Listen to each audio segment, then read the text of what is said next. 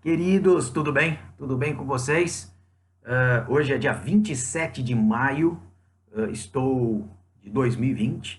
Estou aqui gravando esta aula mais para bater um papo sobre ideologias do século XIX, né? Esse é o nosso assunto de hoje, ideologias do século XIX. Uma delas, o liberalismo, começou ali no século XVIII, na verdade com Adam Smith, mas vai pegar no breu, digamos assim, né, ao longo do século XIX.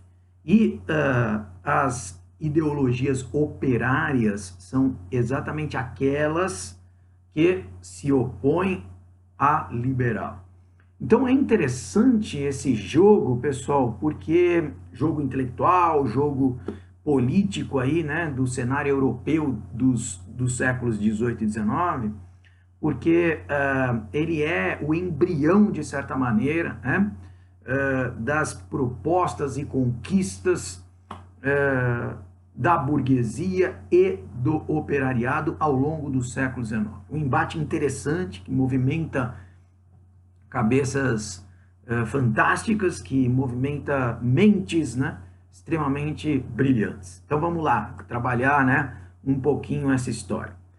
O liberalismo, como vocês sabem, surge ali no cenário do iluminismo, né, no momento então em que os ideólogos franceses, né, sobretudo liderados por Quesnay e Gournay, dois grandes filósofos, importantes filósofos da época, começam a pensar no campo, para o campo especificamente, dentro de uma França eminentemente agrícola, agrária, né, começam a pensar para o campo a ideia de liberdade, liberdade econômica. Né? Então, a proposta destes dois mancebos era que o Estado não intervisse na economia agrícola da França, porque essa era o motor das atividades econômicas francesas e ela estava sendo muito judiada. Mais de 80% da população vivia do campo, né? E seria muito interessante que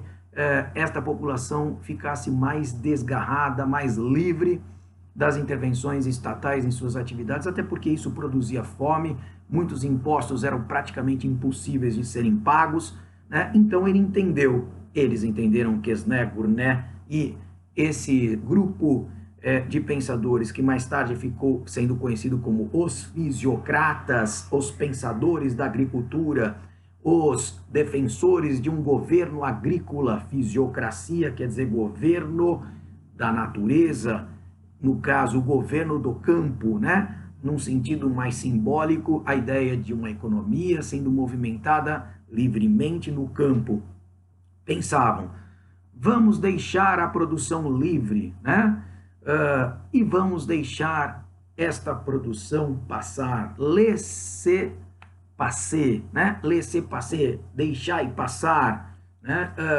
O tal do laissez-faire, deixar e produzir, deixar e fazer, né?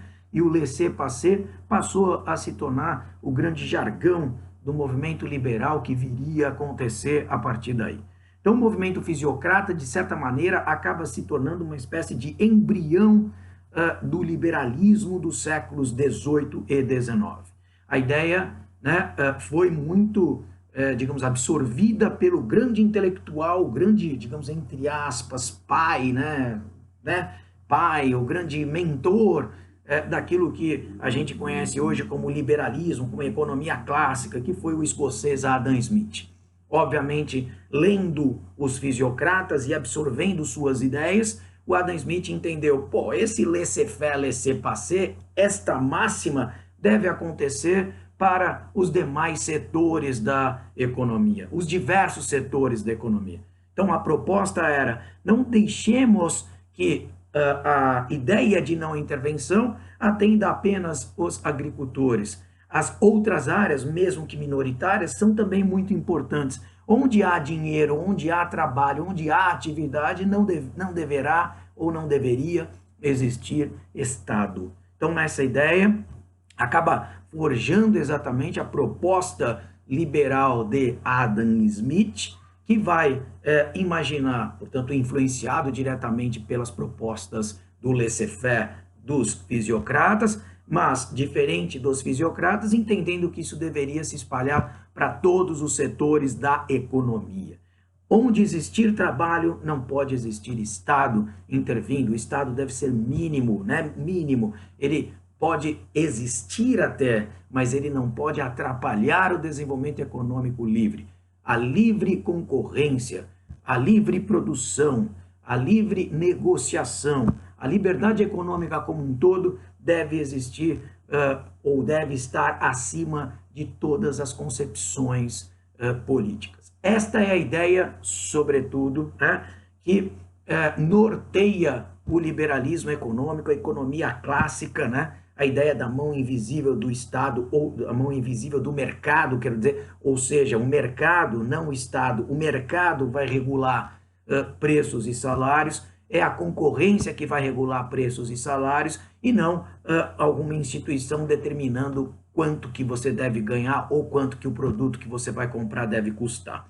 Então, proposta do Adam Smith é a proposta burguesa, é a proposta, portanto, do indivíduo livre, né, do Estado, daquela camada social comerciante, produtora, que buscava enfrentar a aristocracia, aquele mundo feudal, aquele mundo ainda preso no chamado antigo regime, exatamente aquela estrutura que a gente pode entender como cerceadora, né, como limitadora, que era aquela estrutura do chamado absolutismo, beleza? Tudo bem? Então, dentro da ordem econômica, o liberalismo pode ser pensado como uma proposta burguesa de oposição ao domínio aristocrático, ao domínio absolutista, que até então, até o século XVIII, era extremamente pesado, beleza? Então, a gente pode dizer, contrário ao mercantilismo, às intervenções do Estado na economia, favorável à liberdade econômica, à liberdade de concorrência. Muito bem, então a gente tem aí nessa questão do liberalismo a proposta, a origem, a gente pode entender, né, da superação da burguesia frente ao Estado absoluto. E esta superação acaba levando aos poucos, depois da Revolução Francesa, né, depois então das revoluções liberais do século XIX, levando-a ao poder. A burguesia começa a se instaurar no poder, né? Começa a se amoldar neste poder. E uma vez amoldada neste poder, organizando, né, este poder à luz dos seus interesses, passa então a se espalhar pelo mundo, né? Ou seja, derrubando absolutismos, estados pesados e através das suas indústrias, das suas empresas, sobretudo a partir da Revolução Industrial, passam a dominar o mundo. O mundo passa a se dobrar à burguesia europeia. Estas áreas, ditas entre aspas periféricas, são as áreas exploradas, né? África, América, as áreas exploradas ao bel sabor desta burguesia impetuosa, buscando cada vez mais as suas atividades econômicas, buscando imperar sobre as atividades globais. Muito bem, então assim a gente vai desenhando, né, a proposta deste novo mundo, digamos assim, né? É um mundo menos aristocrático, é um mundo menos interventor, é um mundo ligado à ideia da liberdade econômica. No entanto, como a finalidade de cada indivíduo é o lucro, né? Basicamente você vai ter o aumento da exploração.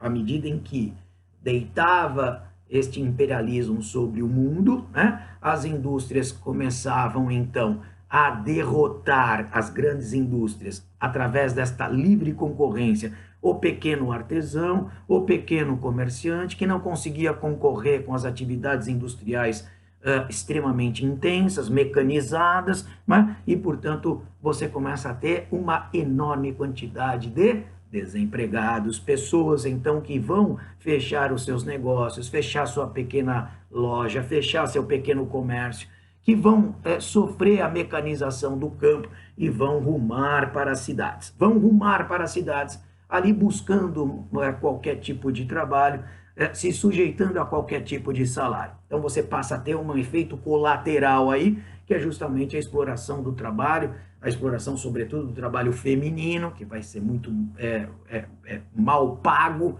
né? Já o do homem era mal pago, das mulheres pior ainda. A exploração do trabalho infantil, já que não existia limite, né, para o início do trabalho, limite de idade, e aí você começa a ter um show de horrores, né, a partir desta lógica da exploração, dessa lógica da implementação burguesa como filosofia de vida. Muito bem. E aí, então, podemos entender o que, efetivamente, né?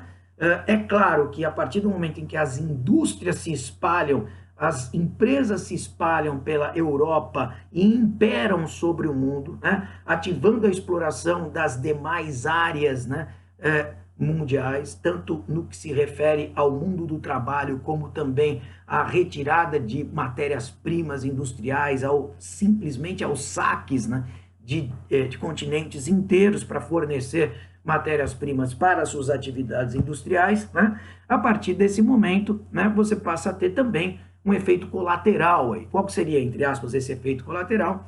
A reunião desses grupos de explorados, né, muitas vezes dentro das próprias fábricas, mal pagos, e dentro desta reunião, obviamente, reivindicações começam a surgir, né? Começam a surgir, enfim, movimentações sociais, organização de greves, reivindicações coletivas, o que se começa a se engendrar? Os operários começam a perceber que esse grupo, né, mais explorado começa a perceber efetivamente o quê? Que a união, né, a unidade, a ideia de coletividade torna esses explorados muito fortes. Né? A sua força está exatamente na união. O indivíduo, se vai buscar melhorias salariais através da livre negociação individual, ele simplesmente é muito frágil, como indivíduo é muito frágil. Ele, frente ao empregador, vai dizer, eu quero ganhar mais. O empregador vai falar, você pode procurar, então, outro lugar.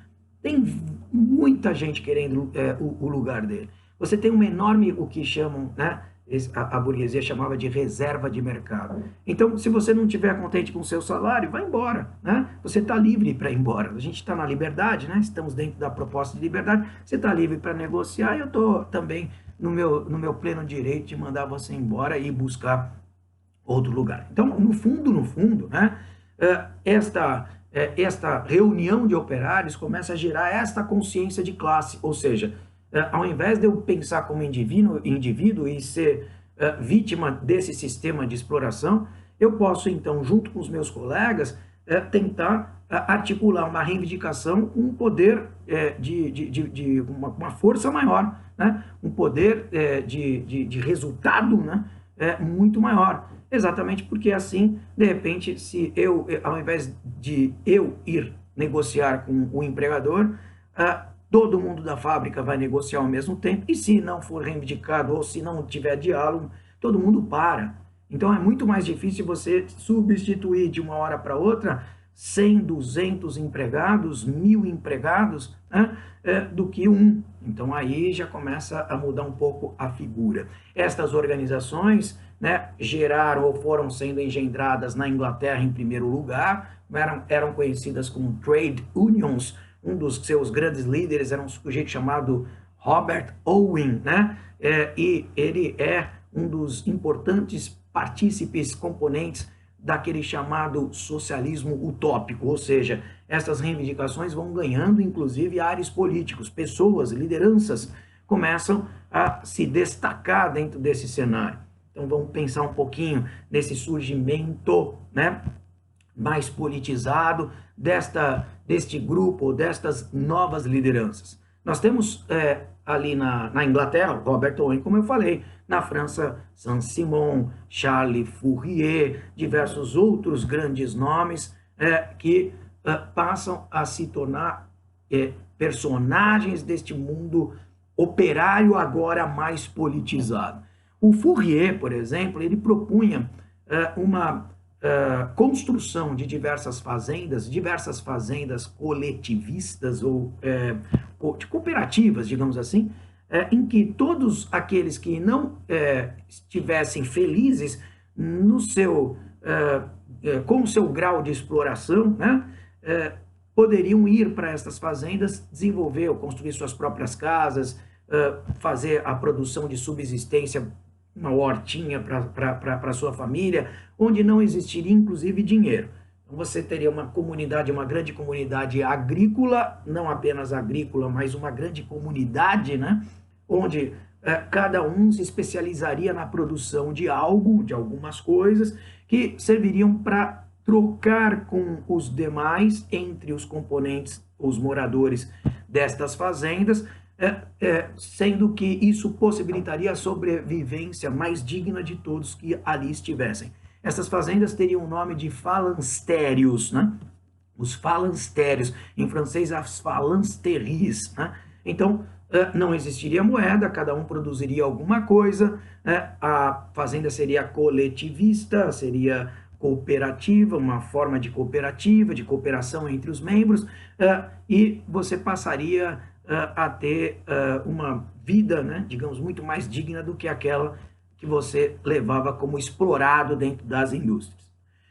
Fourier pensou, então, nesses phalanstérios. O grande problema dele, daí que a gente pode entender como origem, né, do socialismo em que propunha, né, o socialismo utópico, ele não entendia ou ele não imaginava, todos os utópicos, né, como Fourier eram assim, não imaginavam como se implementar esse tipo de organização igualitária, né? Como se implementar essa ideia de igualdade social. Então, os utópicos, o próprio nome já diz, né, a ideia de utopia, de sonho, né, de sonho impossível, sonho não realizável, né? Os utópicos, eles imaginavam, então, que a ideia, né, a ideia central ali da proposta de vida mais digna seria igualdade social. Mas como atingir essa igualdade social? Fourier imaginava, né, que essa igualdade social seria impossível. Ou seja, já que é impossível, e por isso uma utopia, a gente pode tentar reformar esta sociedade para ela se tornar um pouco mais justa, um pouco menos, digamos assim, injusta, uma exploração menor sobre as pessoas, né? Então, a burguesia vai continuar com as suas indústrias, com suas empresas, etc. Não se pensa aqui, dentro desse socialismo utópico, dentro da utopia socialista, não se pensa em derrubar a burguesia. Não se imagina como seria, né, essa história de violência. Não se pensava nisso. O que se pensava era, para essa turma que não se adequa a esse regime de exploração e não vê mais saída neste tipo de regime, temos essa opção. Então, a proposta era, de certa maneira, paliativa. Por isso, a gente pode pensar que o socialismo utópico, esse socialismo ligado a um sonho impossível, sonho esse, igualdade social, ele é importante como proposta reformista. A partir dele, muita coisa se pensou, muitas reivindicações foram engendradas, mas não se pensou ainda numa mudança estrutural, numa revolução operária, ainda não se pensava nessa história. O próprio Fourier não viu as suas fazendas serem construídas, nenhum bom samaritano burguês botou a mão no bolso para poder investir nesse projeto maluco do Fourier, e ele acabou morrendo, inclusive morreu com um grau de esquizofrenia bastante elevado, né, em um hospício na França, deprimido, sem ver o seu projeto sendo levado a cabo. Já o Owen, que eu estava citando há pouco, ele era rico, ele era grande industrial.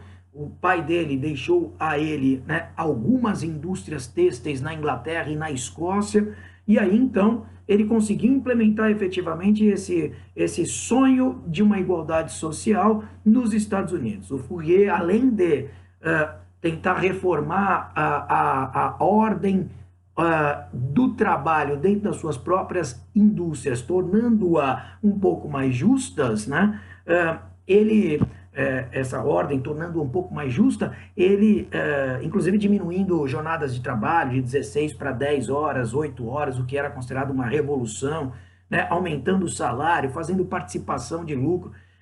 Mas o grande jogo dele, né, além de construir um sindicato, as trade unions, esteve à frente da construção ou da elaboração desses sindicatos para poder reivindicar melhorias salariais e menos exploração também para os demais industriais. Com isso, ele, inclusive, foi perseguido e preso, na verdade, com ordem de prisão, ele fugiu da Inglaterra, né, para os Estados Unidos. Além dele, então, estar envolvido nesse projeto de sindicato, né, e organizar uma exploração menor nas suas próprias indústrias, ele foi para os Estados Unidos, comprou com seu dinheiro uma enorme fazenda conhecida como New Harmony, e ali na New Harmony ele montou de fato aquilo que o Fourier tinha imaginado, um grande falanstério. Esse grande falanstério ali, né, na New Harmony, foi, portanto, a implementação das propostas de Fourier dentro do cenário do socialismo utópico. Mesmo assim, sabendo que o Owen, né, e o próprio Fourier, claro, tiveram sua importância, eles não são considerados, né, revolucionários, eles são considerados reformistas, preocupados com a questão social, mas não revolucionários de fato. Quem serão os revolucionários? Bom, a gente vai ver na próxima videoaula. Os revolucionários de fato são os chamados socialistas científicos, especificamente Marx e Engels, beleza? A gente vai ver o Marx e o Engels na próxima aula, beleza? Valeu, pessoal. Tchau, tchau.